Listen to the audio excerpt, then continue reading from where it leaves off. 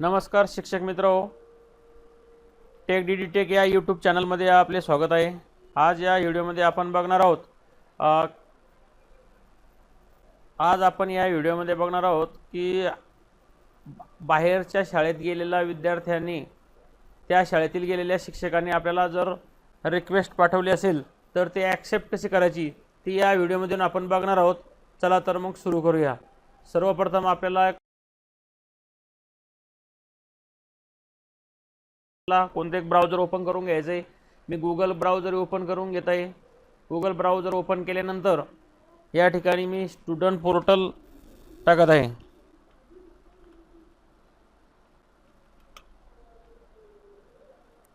Student portal टाकल्यानंतर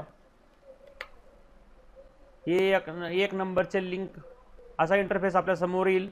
एक नंबरच्या लिंकला ओपन करत आहे।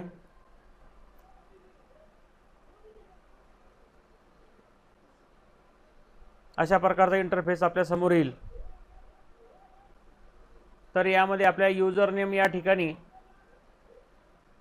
अशी माहिती आपल्या समोर आल्यानंतर याला क्लोज या बटनावरती क्लिक। या यूजर नेम या ठिकाणी आपल्या शाळेचा UDIS नंबर टाकायचा आहे।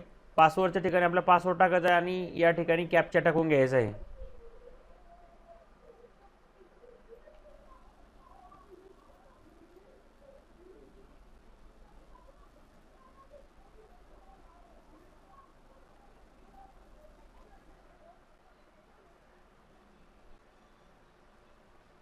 आणि याला लॉग इन करून घ्यायचं आहे।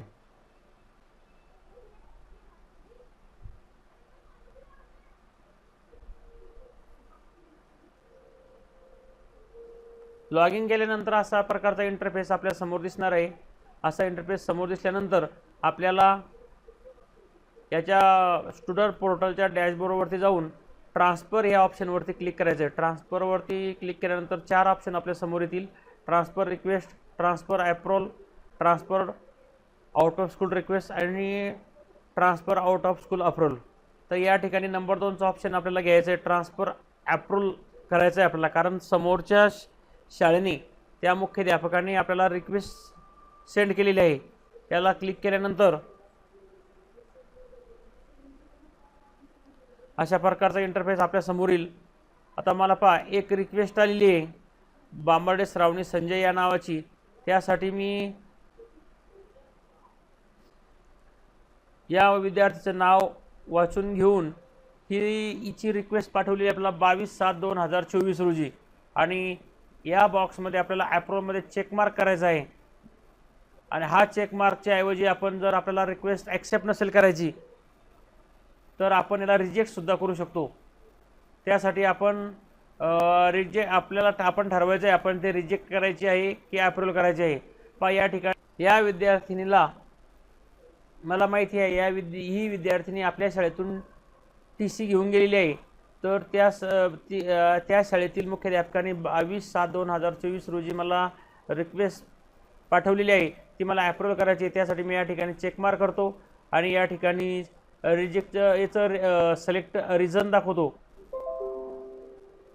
जर आपण या ठिकाणी रिजेक्ट करत असेल, जर मी रिजेक्ट करत असेल तर या ठिकाणी मला student not transfer, transfer request for wrong school, pending transfer असे हे कारण द्यावी लागतील। पण मला या विद्यार्थिनीचे अप्रूव्ह करायचे आहे, आलेली रिक्वेस्ट अप्रूव्ह करायची आहे। त्यासाठी मी या बॉक्समध्ये तिला चेक मार्क करतो आणि प्रोसेस रिक्वेस्टवरती सेंड करतो। प्रोसेस रिक्वेस्टवरती क्लिक केल्यानंतर are you sure to continue ते आपल्याला विचारतं, तुम्हाला ही रिक्वेस्ट कंटिन्यू करायची आहे का? तर मी ओके या बटनावरती क्लिक करत आहे। क्लिक केल्यानंतर स्टुडंट रिक्वेस्ट प्रोसेस सक्सेसफुली या विद्यार्थ्याला जी रिक्वेस्ट आली होती ती सक्सेसफुली झालेली आहे। आणि आता या ओके बटनावरती मी आता क्लिक करत आहे। पहा, या ठिकाणी आता तो विद्यार्थी आपल्याला दिसत नाही आहे। संबंधित विद्यार्थ्याची रिक्वेस्ट आपण अप्रूव्ह केल्यामुळे त्या विद्यार्थ्याचं नाव या ठिकाणी no data available in data यामध्ये दिसत आहे।